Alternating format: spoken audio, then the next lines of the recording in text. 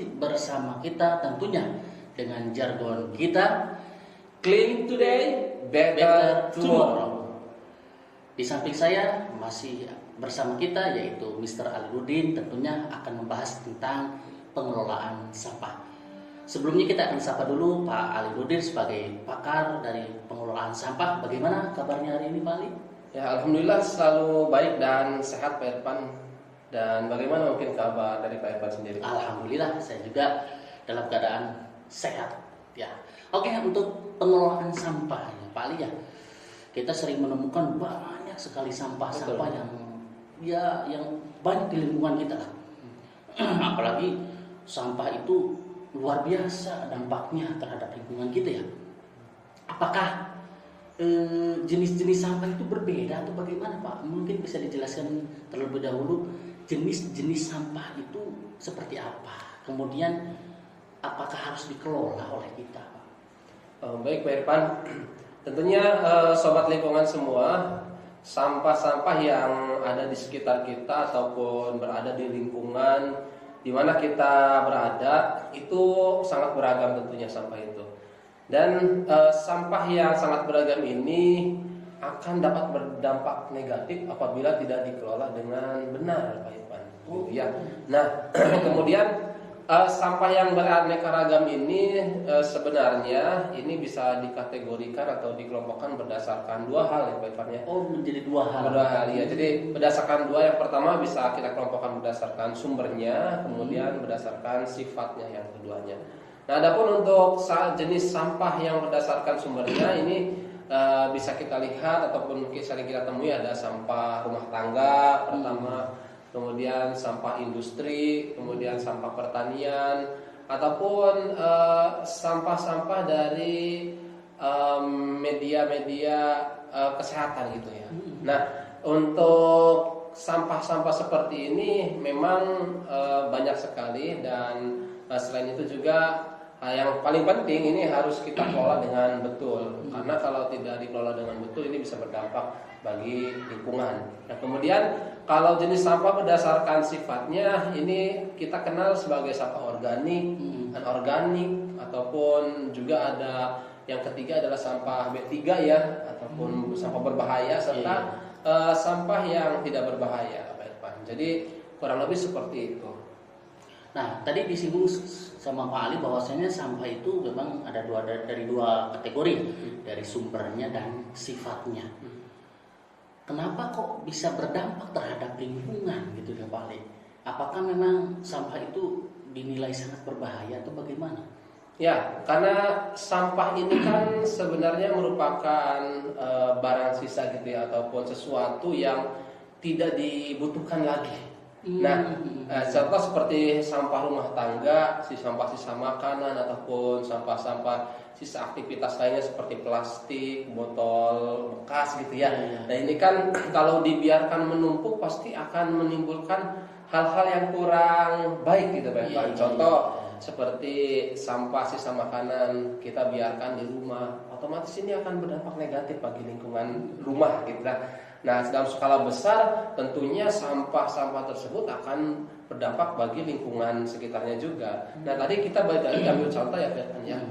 Ketika contohnya adalah sampah di lingkungan rumah kita punya sampah dari rumah tangga, entah itu sampah sisa makanan, sisa dapur ya, ataupun sampah-sampah sisa aktivitas kita lainnya seperti mungkin tisu ataupun botol minuman gitu ya, kemasan-kemasan lainnya. Ini kan ketika tidak dikelola dengan baik pastinya akan berdampak buruk gitu ya. Ya artinya ya rumah kita menjadi kotor, berantakan, bau, dan itu pasti akan mengundang hal-hal lainnya seperti pertama mungkin kecoa, kemudian bisa mengundang penyakit juga. Nah, artinya itu menjadi gambaran buat kita bahwa sampah itu ketika tidak dikelola dengan baik maka akan berdampak buruk bagi lingkungan sekitar. Oleh karena itu memang segala jenis sampah apapun itu harus dikelola dengan baik, dengan bijak. Gitu. Ya, jadi sahabat lingkungan, sampah ini memang perlu kita perhatikan ya, apalagi sekarang marak sekali buang sampah sembarangan, sehingga dampak ke lingkungan itu sangat luar biasa. Mungkin Pak Ali bisa menjelaskan dampak terhadap lingkungan itu, misalkan terhadap air itu bagaimana, udara itu bagaimana, bahkan bisa merugikan atau merusak tanah katanya gitu ya. Coba bisa dijelaskan paling kok bisa berdampak seperti begitu sampah itu? Ya, ini ada istilahnya kalau dalam ilmu ekologi gitu ya katanya. Ada istilahnya adalah bahwa sesuatu itu akan berdampak buruk apabila melebihi keadaan normal. Artinya seperti itu. Nah, sampah juga ketika sudah mencapai kapasitasnya, ya kapasitasnya pada suatu lingkungan, entah itu lingkungan tanah, udara ataupun air, maka pasti akan berdampak buruk bagi lingkungan tersebut. Nah, kita ambil contoh saja di udara saja. Nah, di udara ini memang udara atmosfer kita itu bisa menampung gas seperti karbon dioksida ataupun karbon monoksida dan gas-gas lainnya.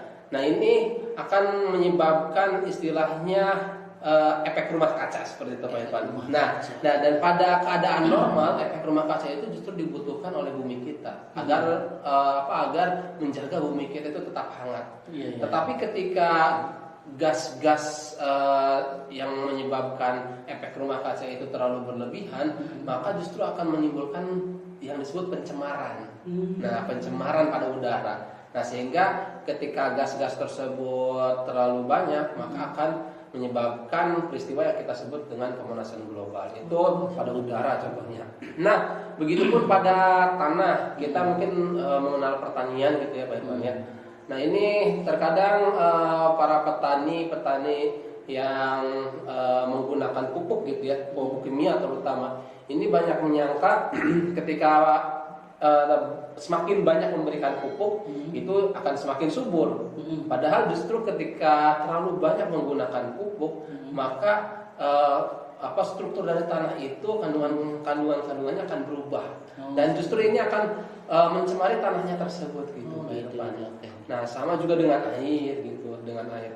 Mungkin kita dalam skala sedikit gitu ya, dalam skala sedikit kita tidak merasa berdampak negatif ketika kita membuang contohnya limbah deterjen ke saluran air ataupun kita membuang minyak bekas kita di dapur gitu ya, menggoreng gitu ke saluran air ataupun bahkan ke sungai gitu.